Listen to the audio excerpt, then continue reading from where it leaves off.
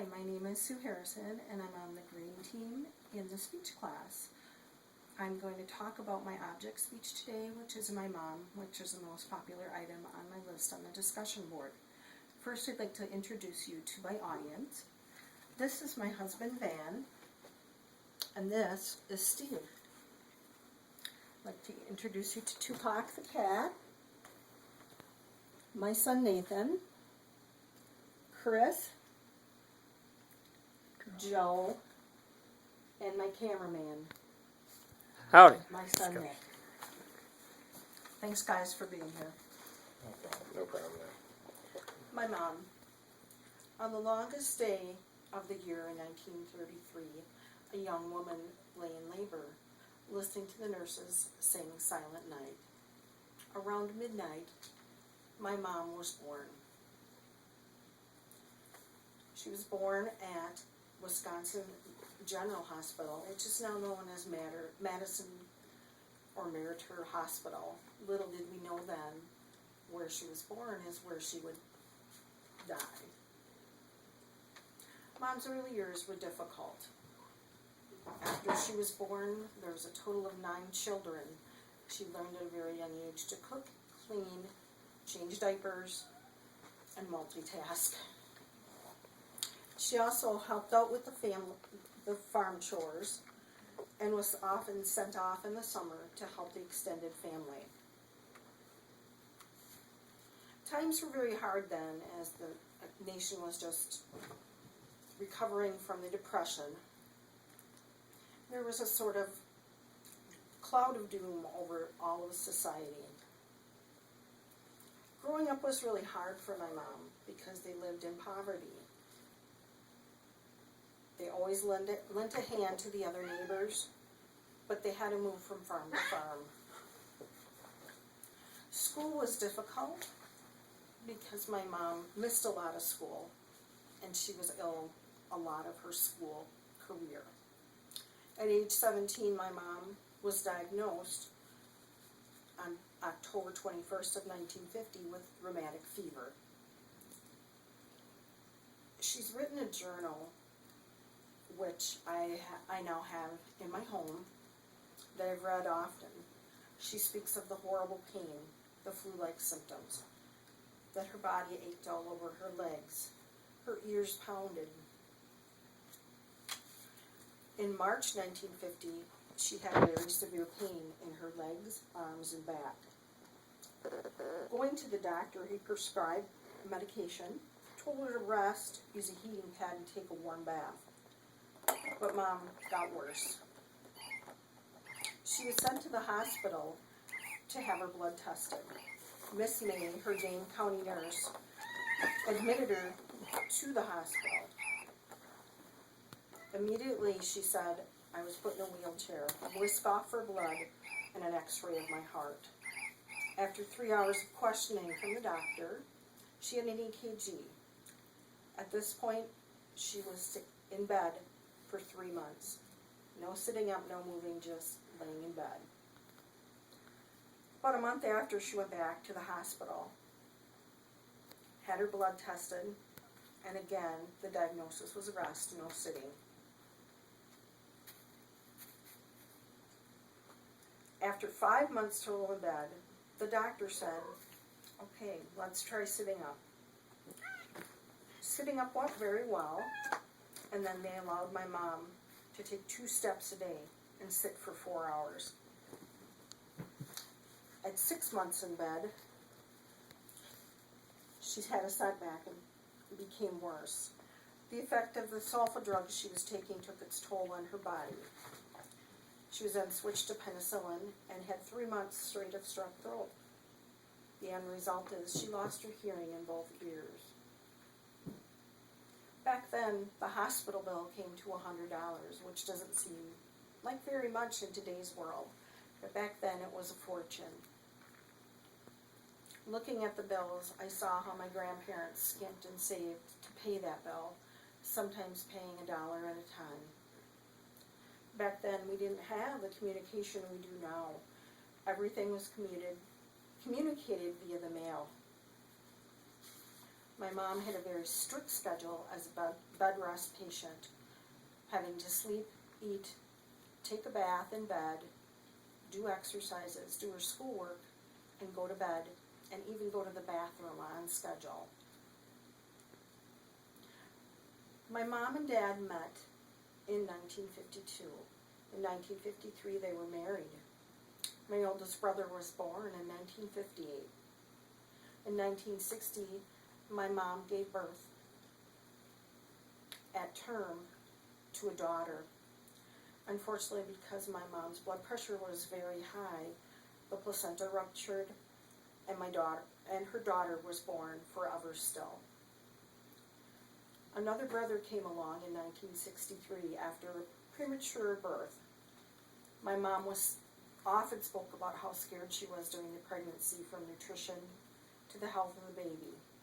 He was born at just 5 pounds, and when Mom and Dad reached the steps of the hospital, his head was actually out of my mom's body. I was born in 1965, and then my sister followed in 1971. In 1976, my parents divorced. It was really hard for my mom to start over as a single mom, and we lived in absolute poverty. I had 1 pair of pants and 1 shirt that needed to last me the whole school year. In 1984, my mom was lucky enough to build her home. It truly was her pride and joy. Many sweat equity hours, tears, and worries were put into that home. In 1991, we were all devastated as a family when we learned my mom had a brain tumor, which was very large and wrapped around her optical nerves. Some of the signals that we saw: she often ran out of gas coming home from work. She forgot how to get home. She couldn't walk up the steps. After 18 hours of surgery, my mom was strong and she survived. Soon after her surgery, she developed an infection. But that healed, and she recovered, and we rejoiced that we were given more time with my mom. In 2003, my mom began to feel pretty tired, often developed cough, pneumonia, and was diagnosed with congestive heart failure. She was diagnosed with something far more severe, which is congenital. It's called hypertrophic cardiomyopathy, which means too much muscle grows in the heart, so the heart cannot beat effectively. We were lucky enough to go in 2004 to the Mayo Clinic, which was definitely an experience. You're given a schedule, you see all these doctors, you have tests, it's an amazing place to be. That's about all I can say. We're lucky enough to be given the gift of a talented surgeon named Dr. Nishimura. About a month later, my mom went to St. Mary's Hospital in Rochester, Minnesota, and she had what's called a cardiac ablation. What happened is they went into her femoral artery and injected alcohol into her heart muscle. In effect, it did induce a heart attack, and the doctor went in and scraped the muscle away so the heart would officially act as the pump it should be. Again, my mom dodged another bullet, and we were glad to have her.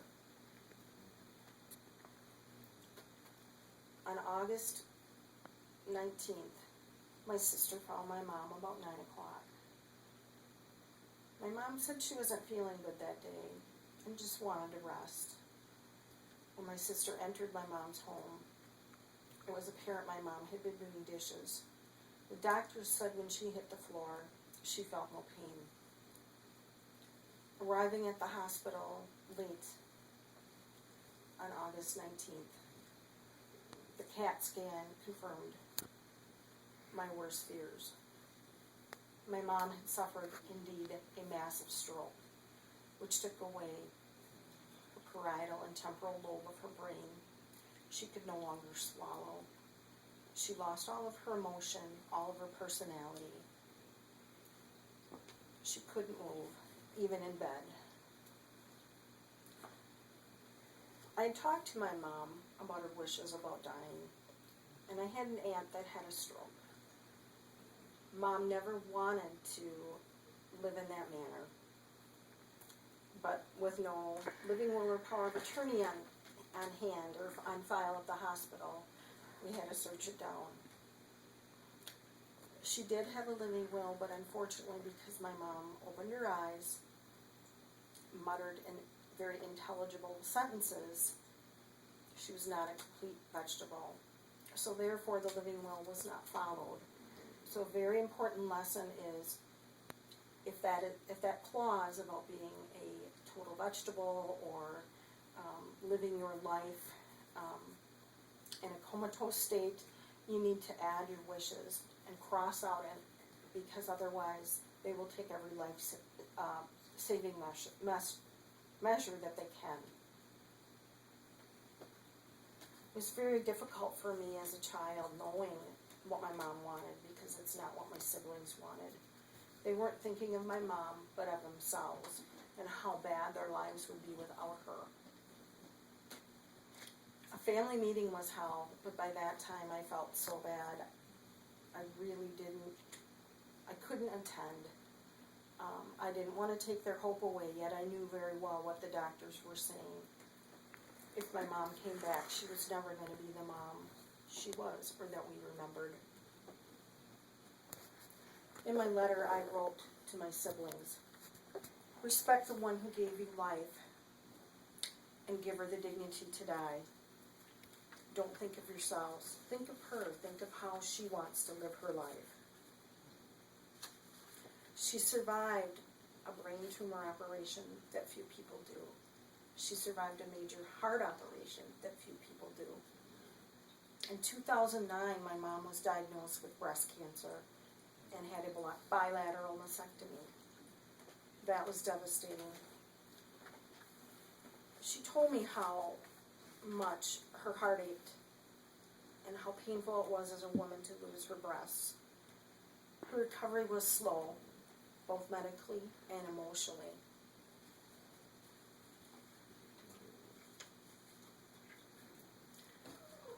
My mom stayed in the hospital until August 29th.